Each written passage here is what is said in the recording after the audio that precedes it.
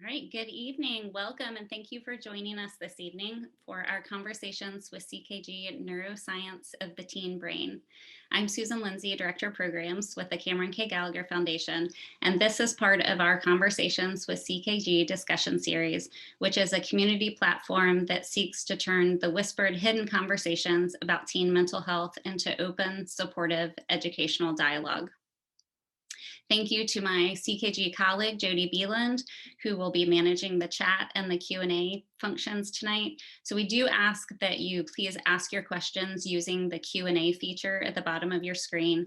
That makes it much easier on our end to be able to manage the questions. If you put them in the chat, then a lot of times they get lost in any comments that are being made. So thank you for using the Q&A function for your questions.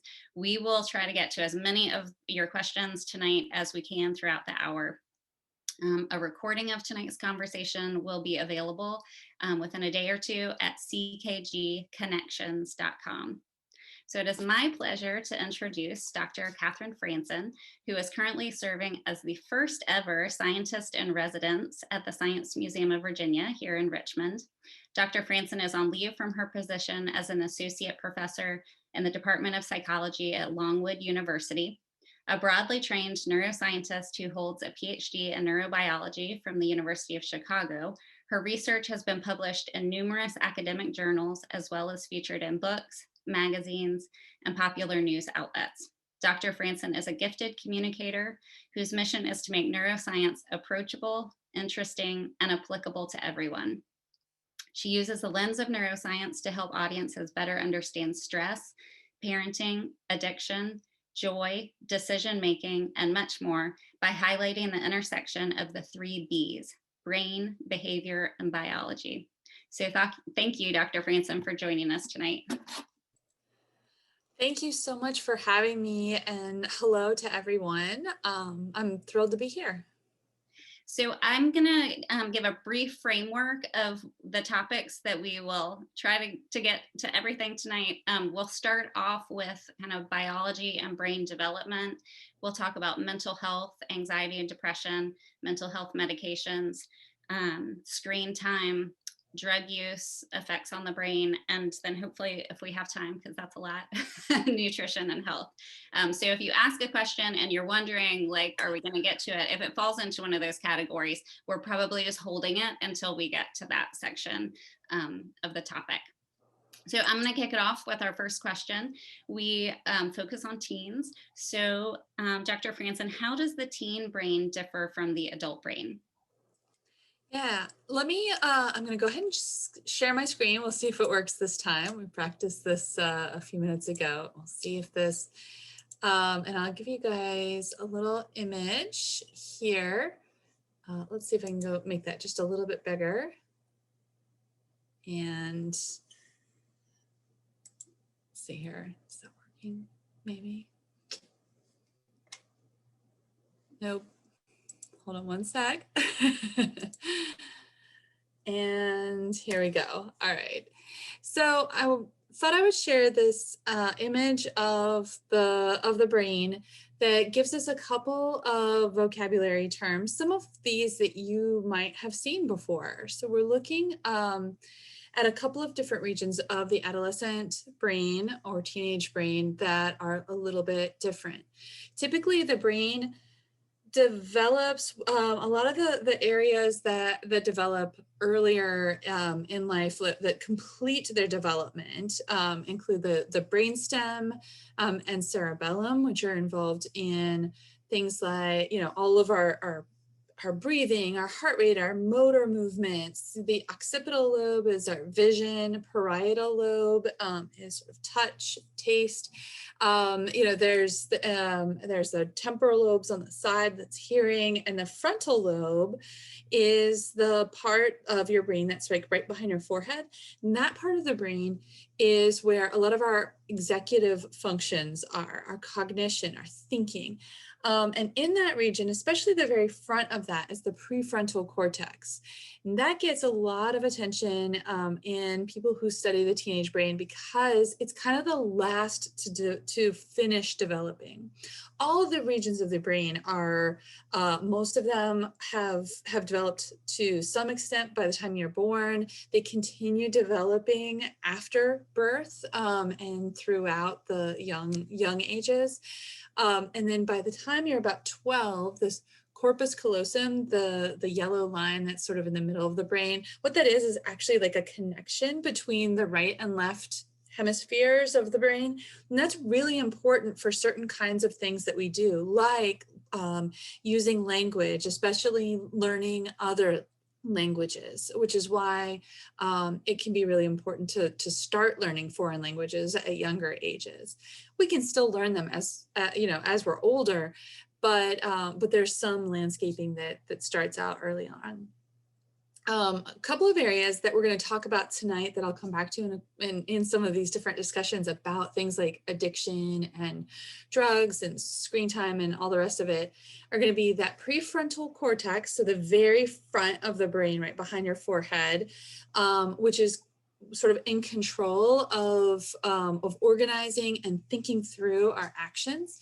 And then in the center of the brain, which is actually like really in the middle of the brain, it's sort of a three-dimensional look here, is going to be a couple of different regions in the striatum that here it says right ventral striatum. We're also going to talk about some associated areas like the amygdala that are also in that same center area.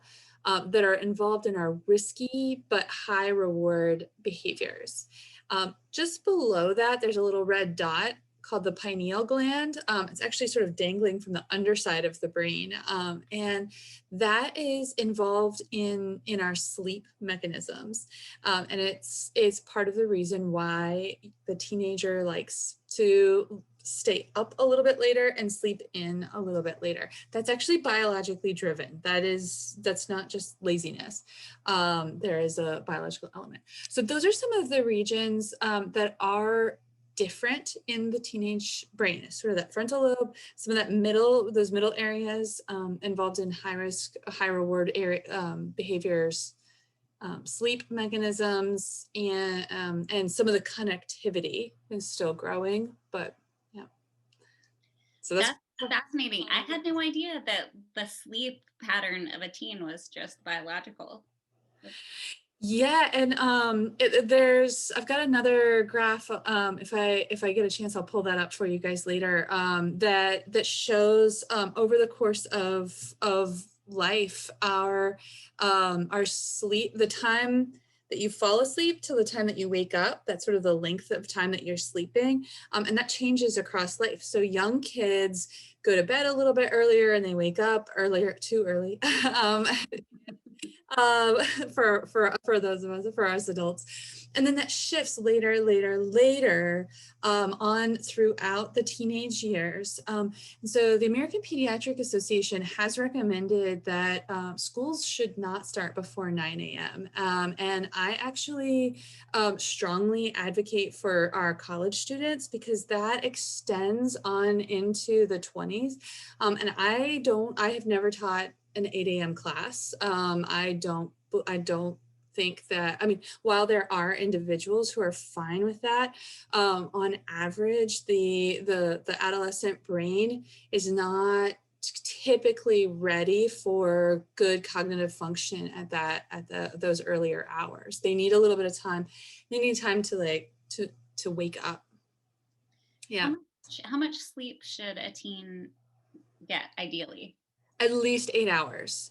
Should be between 8 and 9 hours. And the hard part is that they have a hard time getting sleepy that at night before, and then with school starting or other obligations that they're supposed to accomplish early in the morning, there aren't 8 hours left to sleep. And so then kids get really sleep deprived, and that can be made up with some napping. That's a possibility. Can be made up a little bit on weekends, but really the best thing is to do everything you can to create a good sleep schedule in the evenings. So things like turning off any and all screens at least an hour before bed, which is really hard. No screens in the bedroom at all. And then not having phones or dinging or anything like that requires attention. Soft light, and then a routine such as like we're gonna brush our teeth and wash your face, spend some time mellowing out, chilling, just reading a novel or a book for fun, not thinking about all of this stress or doing homework right up until the last minute, and then merging into, okay, now it's sleep time, and spending some time, different meditative techniques and things like that to help with full body relaxation. Those are some of the things that you can do to kind of set the expectations. Also, one of the things we don't think about a lot is that our sleep hygiene can make a huge difference on sleep quality. And this is something that's really important for teenagers because they're not always the most hygienic people. Sometimes they're too hygienic, sometimes they're, but so we want to think about making sure that the sheets, especially pillowcases, are clean on a super regular basis, and jammies and stuff like that. Anything that's in the bed, old blankies and stuffed animals that have been around for a while might need a little extra cleanup. All of those things can hold allergens and things, which can make that can kind of obstruct your nasal passageways, not getting enough breath into the air, and then that can actually disrupt the sleep mechanisms. So just a couple of little tips on sleep. Sleep is one of the number one things that you can do for brain health and awareness. We have a question. How does blue light impact the sleep patterns? It's a good question. Blue light does affect this pineal gland that's right there. That's there's a pathway that comes in through the eyes, into the middle part of the brain, into what's called the thalamus, and then it goes out here to this pineal gland, and it affects the release of melatonin, which is a sleep hormone. So blue lights in the evenings, because blue light is typically characteristic of the wavelength of light that we see at dawn outside, so when we see blue light in the evening instead of more orangey light, then it tells your brain, oh, it's time to wake up, instead of it's time to go to sleep. So that's why blue light is affecting because it can disrupt that melatonin release. But what's happening right now is that people are sort of like, oh, blue light if I can just block the blue light, then I can still keep using my screen all the way up until bed, and that won't disrupt anything, and it's going to be fine. And that's just not the case. The problems with a lot of the different screen usage is far beyond just the wavelengths of light. There's a lot of other elements that are disruptive of normal brainwave activity there. Yeah. So we can jump into that if you want. Thanks. So what are some things that are more important to teens than to most adults because of the state of their brain development?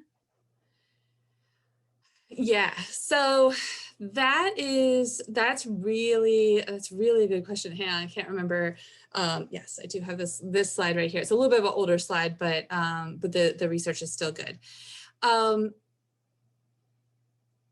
I don't know if you guys have had this experience. I know I have with my teenager, and also with students. Teenagers tend to react very emotionally. When you say something to them, they have a very strong emotional reaction to what you're talking about. And they throw a huge fit about It's the littlest things. What's happening is that when they're reading emotion, whether it's in your voice or on your face or something like that, their brains are relying more strongly on the amygdala. The amygdala is in the center of the brain, behind the temporal lobe. And it is sort of the fear and emotion center of the brain. And so the way that the teenage brain is designed is that the amygdala has a lot more salience, a lot more importance. So the emotion, and so they sort of overreact, and they are reading extra emotion into everything. Really, really emotional. Whereas adults, we're way more able to use our frontal cortex and say, and like, ooh, wow, okay, like, let's calm this down. I just meant this, and bring things back to a more rational place. So one of the things that can be really important when we're interacting with our teenagers is to help engage that frontal cortex.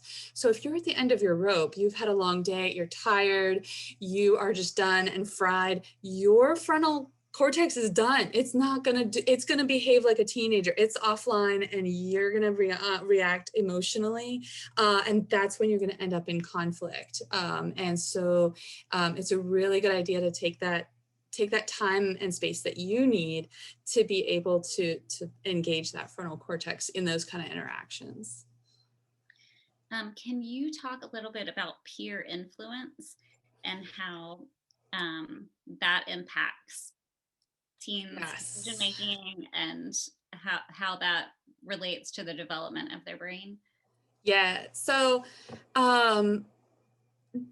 during these ages, and I have a middle schooler. My older daughter is in middle school, and during from middle school on into to high school and beyond, kids begin making a transition where their parents and family, the influences of them, the teaching, begin to have a little bit less influence, and their peers have a little bit more influence, and they're excited and interested about that. That's a normal part of development. It's a very normal thing. It is the gradual, slow process of them growing up and into an independence, which is scary, but also wonderful.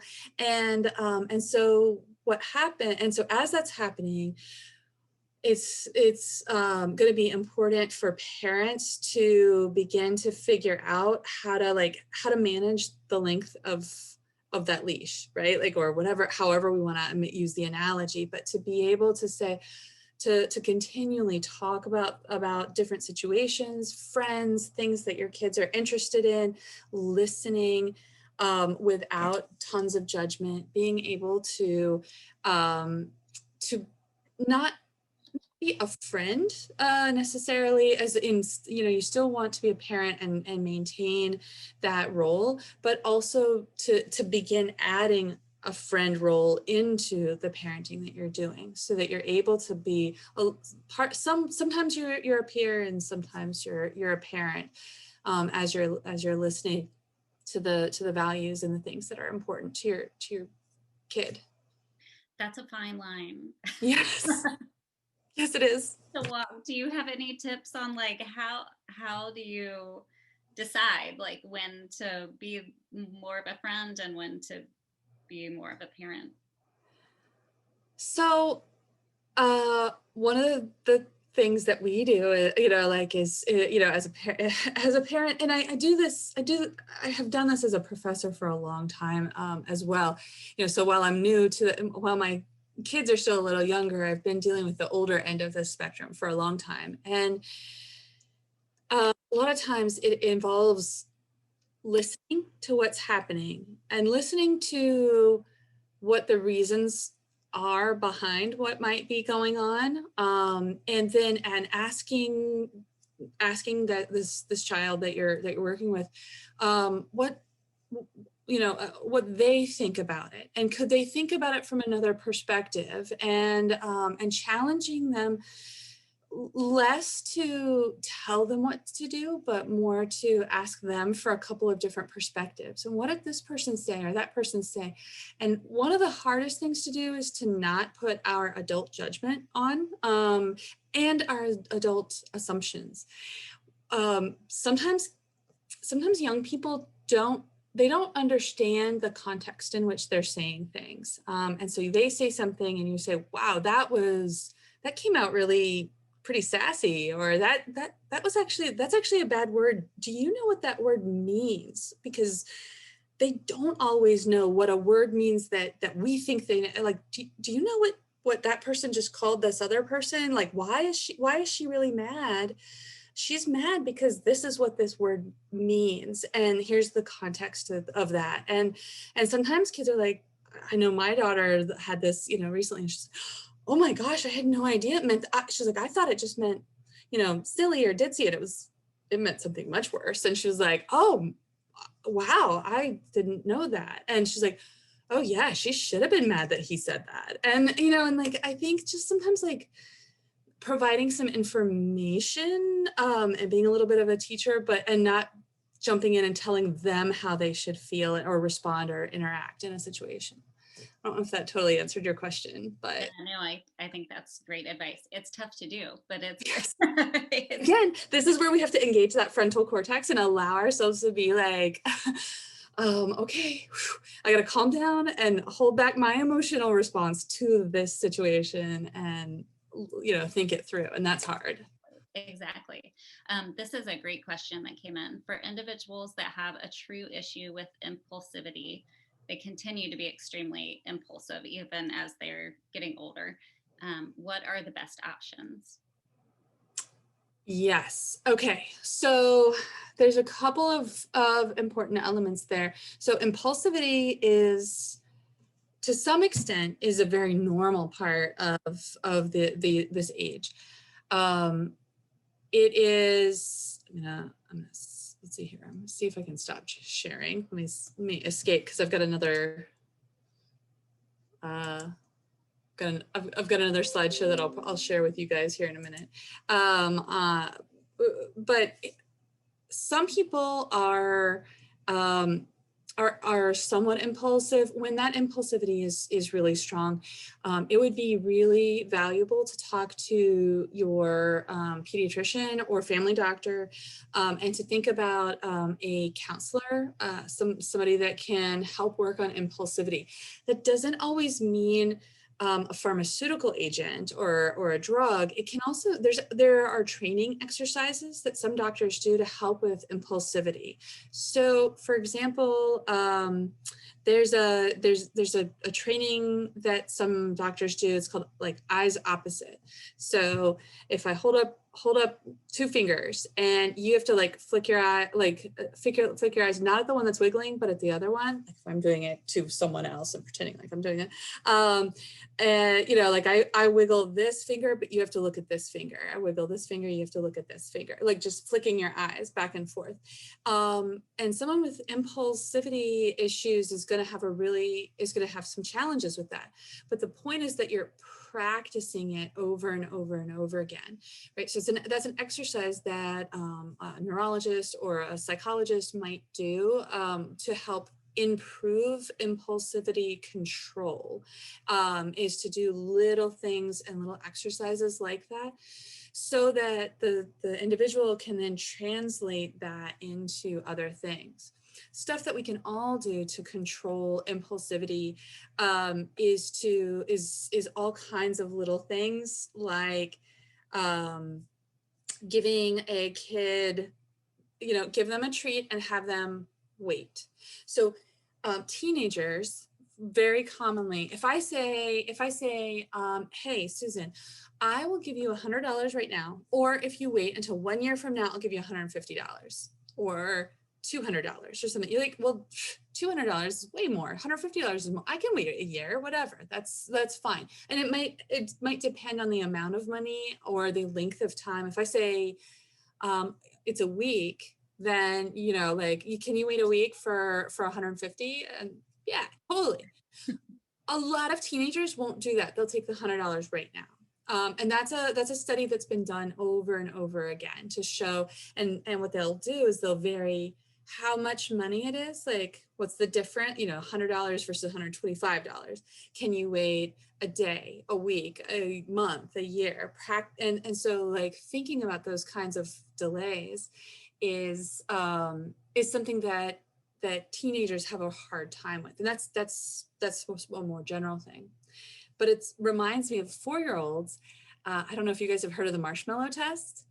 Yeah. So the marshmallow test is where you put a marshmallow on a table in front of a little 4-year-old and you say, oh, I'll be right back. If you don't eat that marshmallow, I'll give you 2 marshmallows when I get back. And you leave the room. And then of course you've got a video camera like set up or something like that. And the 4-year-olds often will eat the marshmallow. And so if they can resist, if they can hold off on the marshmallow, and they do all kinds of funny things, they'll sit on their hands and they look around and they do all this stuff to try to avoid eating the marshmallow. They come up with these different ways and it looks funny and we laugh at it, but we kind of feel the same way. If somebody sets a chocolate cake on the table, then I'm like, oh, no, I've got my diet. But maybe just a bite, right? And so I think we all are constantly looking for challenges for our impulse control, and that varies at different ages. Thinking about ways to practice controlling impulse is important for all of us, and definitely at those teenage years. So this is a way too long answer. Sorry about that. I told you I would get going. Very complete. So let's switch gears a little bit and talk about what's happening in the brain when a teen is experiencing depression or anxiety. Yeah. So depression and anxiety is a huge, these are huge deals, and the rates are climbing. They have been climbing for some time, and so we're looking at somewhere between 1 in 6 and 1 in 5 individuals that teenagers are affected by depression or anxiety, and those rates are climbing constantly. I think it's something around 20%.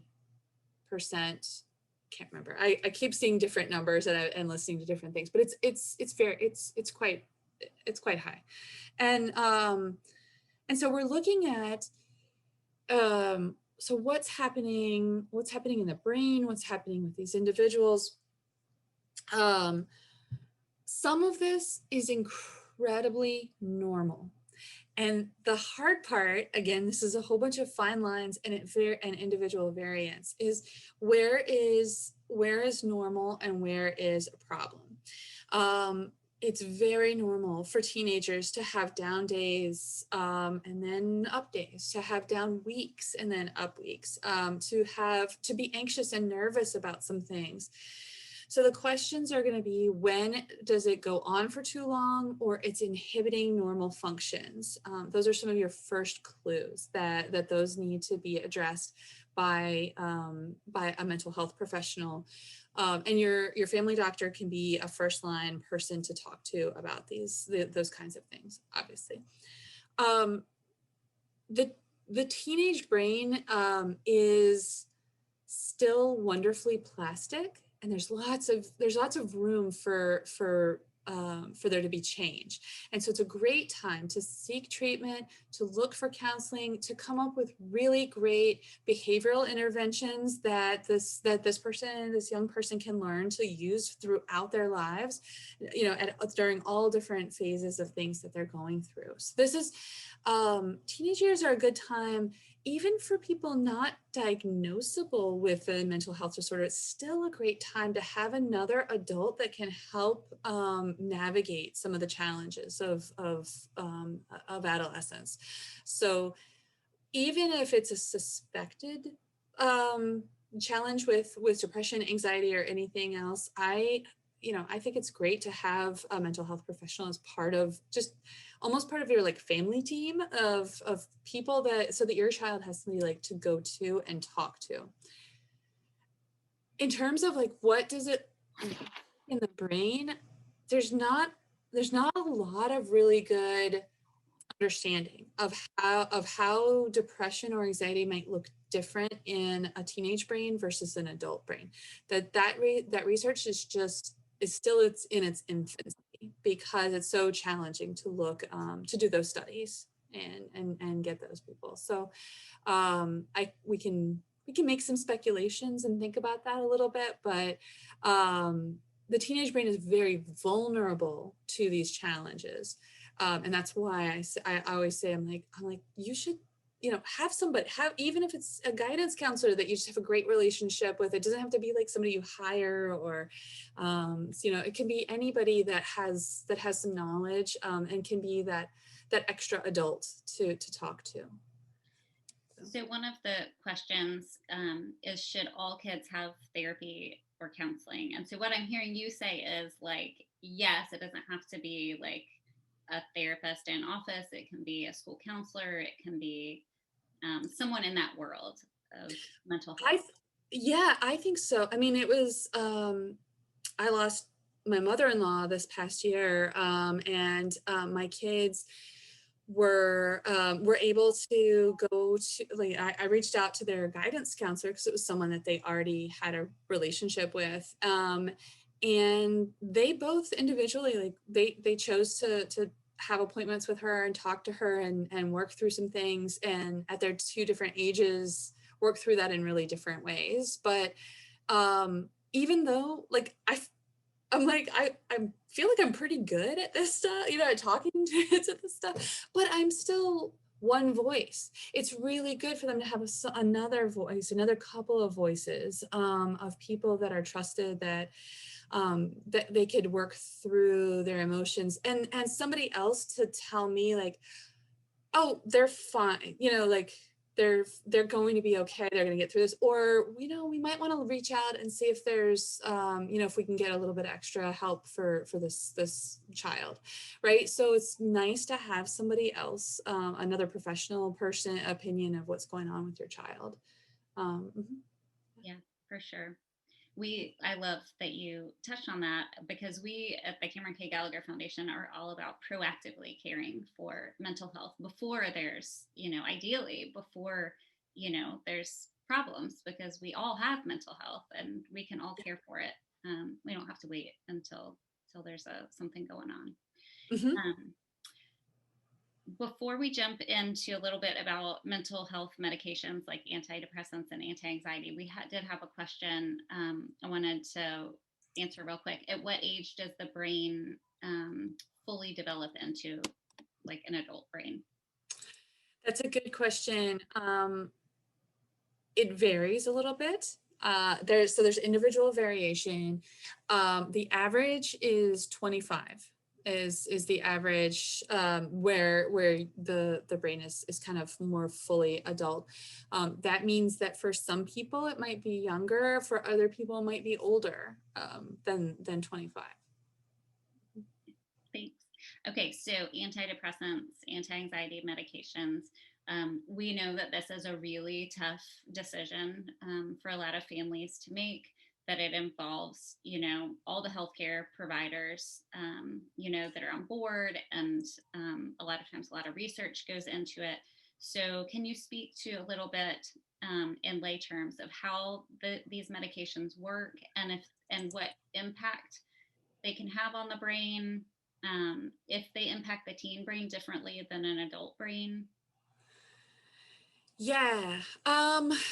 Okay, let's see here. I'm just pulling a a couple of slides for you guys. Let's see here.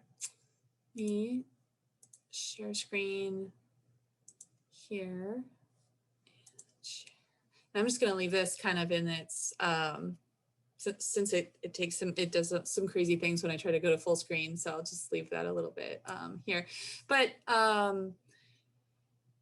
antidepressants have been around for a while. There's a couple of different kinds of antidepressants, but they all sort of work, most of the ones that we know of now and that we use now work on three different neurotransmitters. So norepinephrine, serotonin, and dopamine are kind of the three catecholamines, the three neurotransmitters that are used.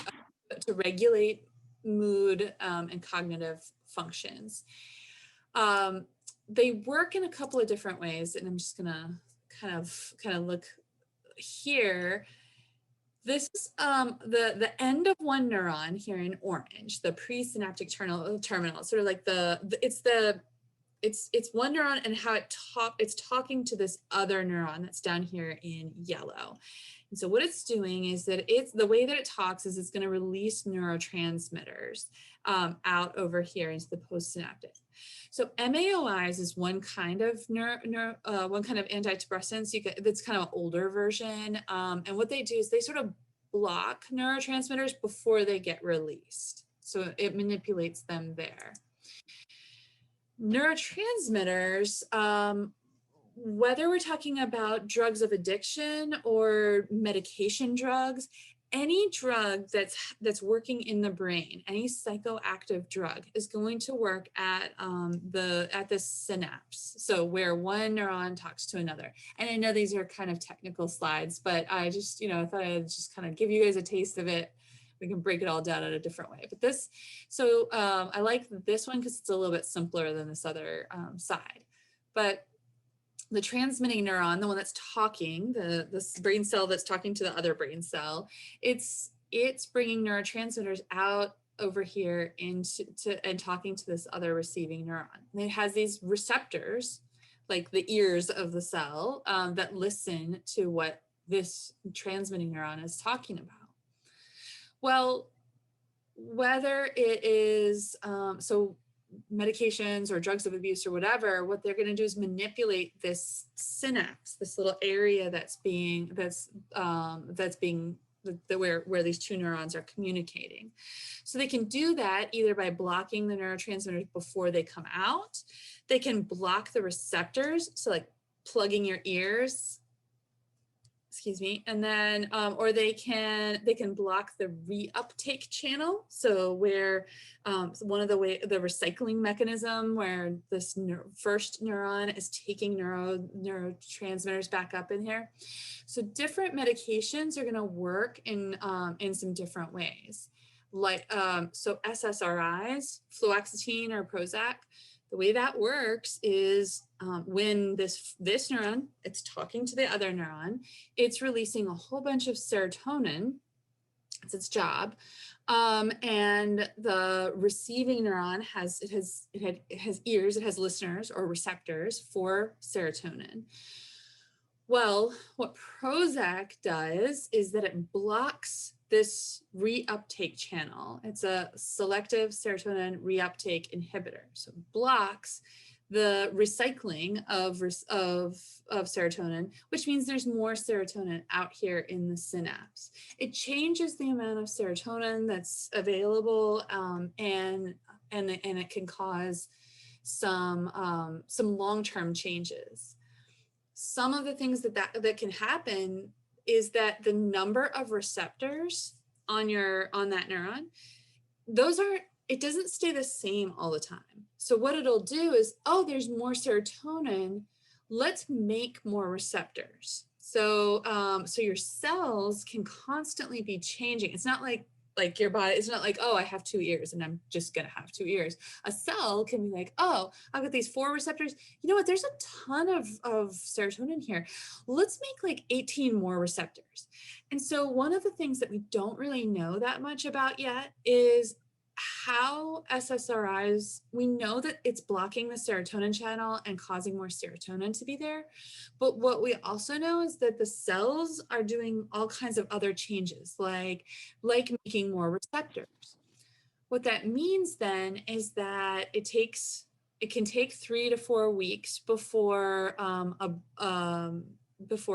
antidepressant starts to work, or an anti-anxiety medication or something. It doesn't happen instantaneously. It doesn't happen the day that you first start taking it. It takes a little while. And so that's why neuroscientists think that it's not just that you're increasing serotonin, but that the cells are adjusting to this environment that has more serotonin in it. And something about that is what's going to change the mood.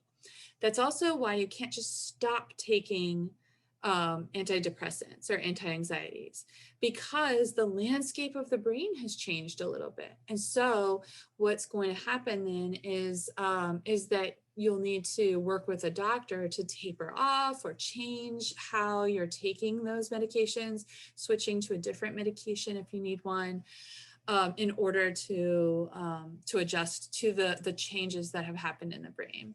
So it's just a little bit about how some of these drugs work and why we want to like be careful with how we're bringing them on board. And then if we just, if you and your doctor decide that it's a good choice to go off of these medications, to do so in a really safe way. I definitely see a lot of teenagers who are under great mental health care at home, and they're on medications. They go off to college and they decide, I'm fine, I'm not going to take these anymore. And they do that without having a good supervision by a mental health professional. That can lead to some big challenges in college. And I see that pretty regularly. So it's really important to have a good mental health transition as a teenager is changing locations, so they know who to go to and how to work with the people around them. That's a great point. Thanks for bringing that up, because I'm sure there are lots of parents who are listening or will be listening to the recording that have teens who will be going to college this fall that may apply to. Does ADHD medication function in kind of the same way?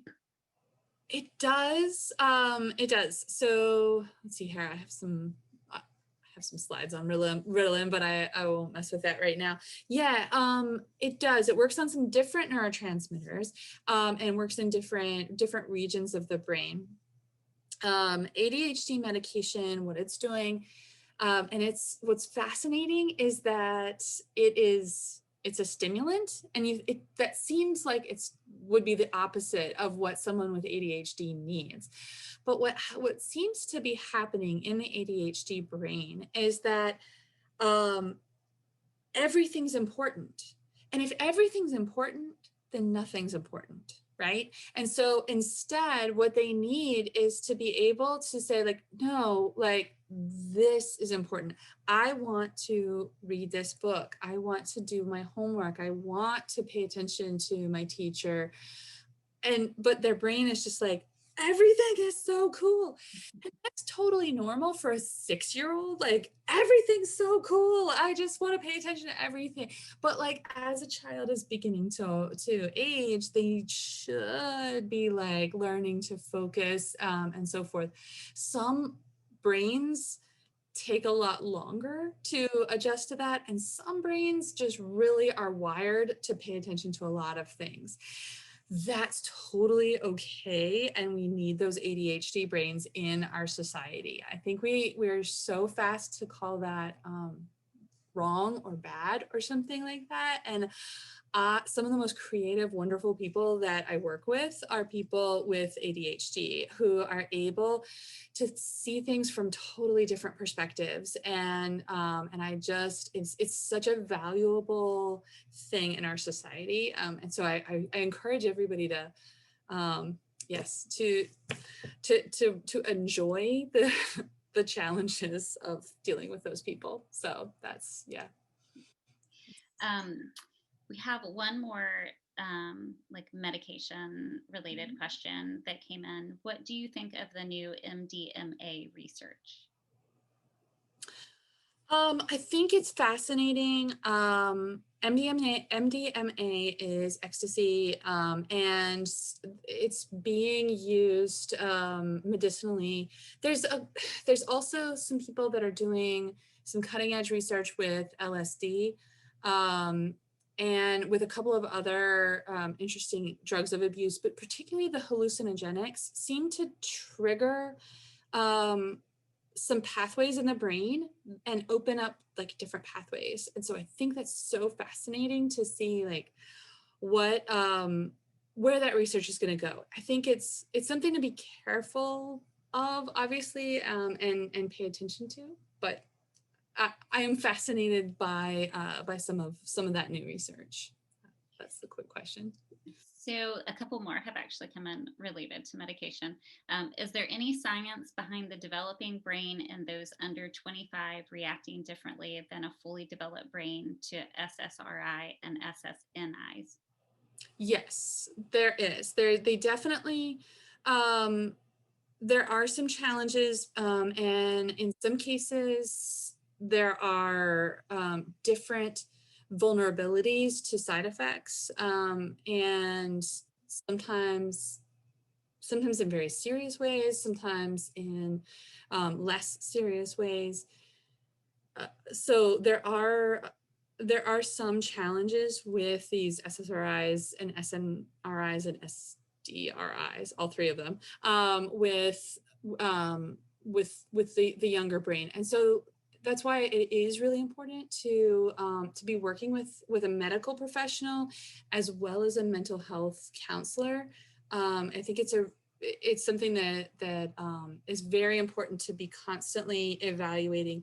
It's hard. It's not something that you get one dose of something and that's going to be the right choice for a long period of time, like years of time.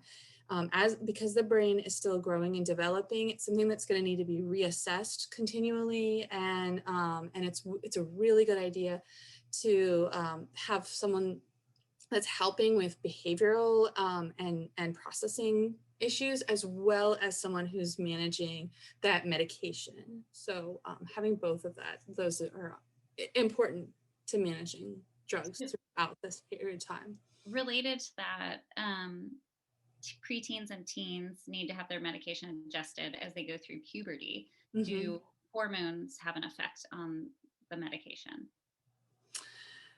Yes, hormones have an effect on everything. And that's something that I can talk about for a long time, but I will not. I'm actually a behavioral neuroendocrinologist, which means that I'm interested in behavior, the brain, and hormones, endocrinology. So hormones control everything we do, whether that's stress hormones or hormones of digestion, or the hormones that, of reproduction that people think of when you say hormones. There are a lot of different hormones. Hormones are how your brain talks to all the organ systems of your body. So how like if your stomach's grumbling because you're hungry, that's a hormone. That's your brain using a hormone to say, "Ooh, it's time to eat." And so we have all of these different hormones that are constantly changing and doing things. And then meanwhile, hormones are affecting how the brain signals. And so that field of getting to know the combination of the brain and the hormones is challenging, and it's messy, and it's different for everybody. And so not everybody wants to study that, but it's the short answer is yes, that those affect each other, and they continue to affect us throughout our lives as our hormones shift. But definitely that puberty period on through adolescence, there's a lot of hormonal shifting that's happening. Mhm. So we have a couple of questions about marijuana. Uh-huh. I definitely do want to get to with it being legalized in Virginia. I think it's important to touch on. So, what are your thoughts on how marijuana affects the developing brain? Um, and I'm going to combine these two. They're very similar. Why is it bad? Besides, brain is not fully developed. So, what's the impact on the teen brain and a developing brain of marijuana? Um,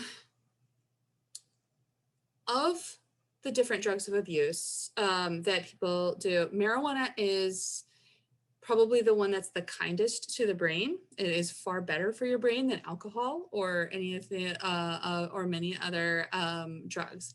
Um, it is not as damaging, at least that I have studied as a neuroscientist.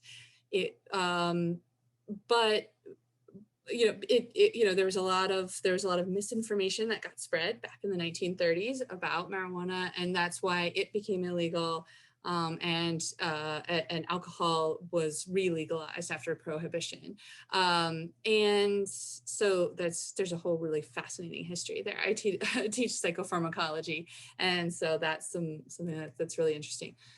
That being said, everything in moderation. Studies have shown that teenagers who heavily use marijuana will suffer long-term consequences on cognitive functions in terms of like later on into their 30s and 40s will have decreased cognitive effects. So this is not a like, oh sure, anytime, party it up. No, this is a this is just, sort of giving you the professional kind of thing, like really the developing brain should, as little of these things as can be in them, the better. We don't want alcohol, we don't want marijuana, we don't want other drugs of abuse, we don't want things that are going to be psychoactively changing the landscape of the brain while the brain is developing and growing. And that continues on up to 25. And so limiting those things as much as possible, talking about them, understanding that that using any of these things has the potential for damage, has risks to them. It's not good for you, but in terms of some of how damaging things are. Yeah, my college students are always like, yeah, they think that's really great. I'm like, no, I'm not saying it's good for your brain. I'm saying it's slightly less bad for your brain. So I don't know if that's, yeah. Do you see it as a gateway drug? I don't know if that's kind of in your field of. It is in my field. There's been a lot of studies on that, and it's only a gateway drug if it's illegal. So, by legalizing marijuana, what we're doing is making it not a gateway. So when it's illegal, if someone does marijuana, then they have done something illegal, and then it's more likely that they will do other illegal things. They have crossed over a line by doing marijuana and saying like, well, if that's illegal and heroin's illegal, well, I did this, I might as well do that. It's not the same thing. That's, super bad, like, getting into opioids. So, and so by decriminalizing marijuana and or legalizing it, then it's like, it's not a great choice to do this, but if you, like whatever. But that now, all the research that's been done over the last like 30 years on this shows that that actually decreases its gateway drug status. Yeah. That's fascinating, and something I personally had never thought about, that like if it's illegal, you've crossed a line. So it's like, well, I've tried that, maybe I'll try this, and then and that's the ball rolling. That's the reason. Yeah, that's the thing that makes it a gateway drug. So switching gears, I know we're coming up on an hour, but so I'm gonna try to get to all these questions in the chat. How does stress impact the brain and emotional health of an adolescent, with many parents wanting their student to take college level classes in high school, dual enrollment, and AP? Students are overwhelmed, stressed, anxious, depressed. What are your thoughts on college level classes on the developing high school student brain? That's a great question. It's such a good question. And as a stress expert, I'm like, ooh, I could, I love this conversation because we're hitting on these are all the topics that I teach. And this is so much fun. This is like the intersection of all my favorite things.